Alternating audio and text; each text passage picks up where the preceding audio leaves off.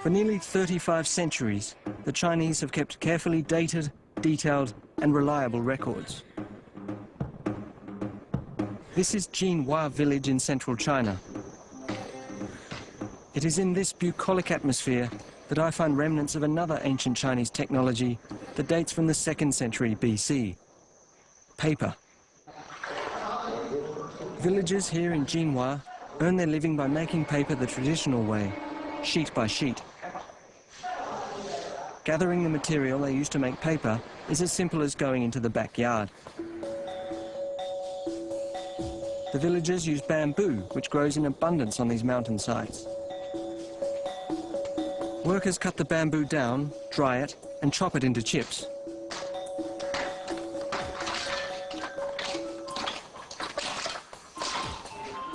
Then they steam the chips until they're crumbly and moist. Next, the bamboo is soaked in bleach and ground into a thick mush.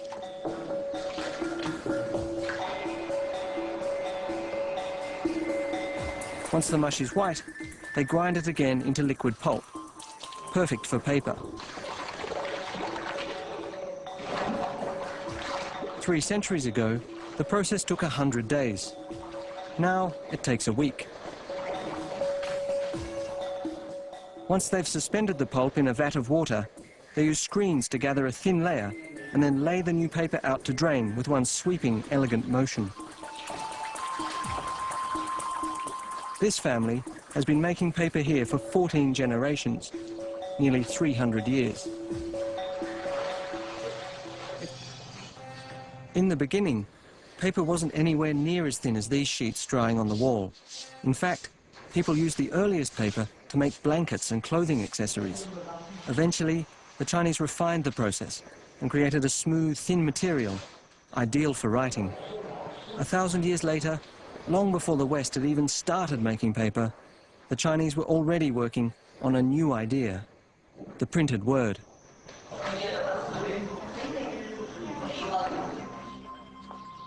Printing was an idea that flourished around 1000 AD, once again during the Song dynasty. From then on, information could be easily duplicated and distributed.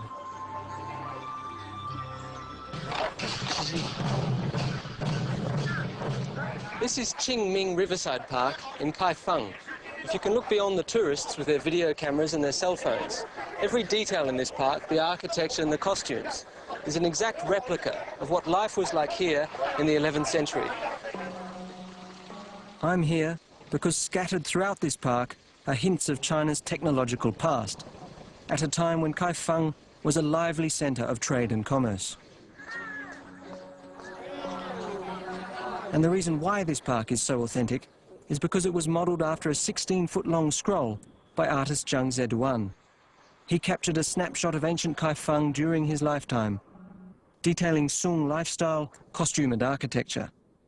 Today the park is one of the few places where ancient tools and techniques are still alive, including the first methods of print, a simple process which revolutionized the intellectual world.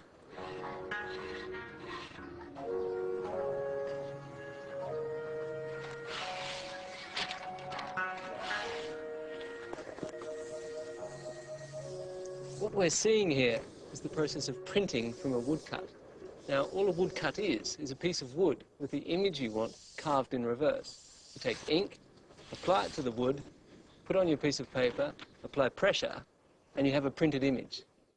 Having come up with the woodcut, the Chinese then ran with the idea. They made small woodcuts with individual characters inscribed on the back. They had invented, in other words, moveable type. It was another critical invention that arose during the Song dynasty.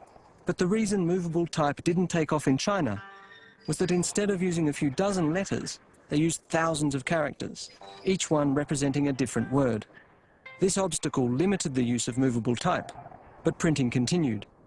It was in China that the information age truly began.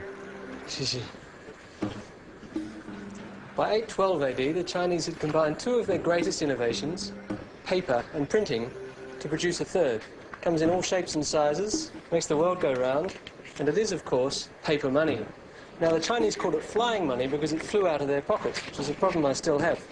However, it was destined for a very long career. Western Europe got its first printed money in Sweden in 1661. The US wouldn't see printed money until 1690.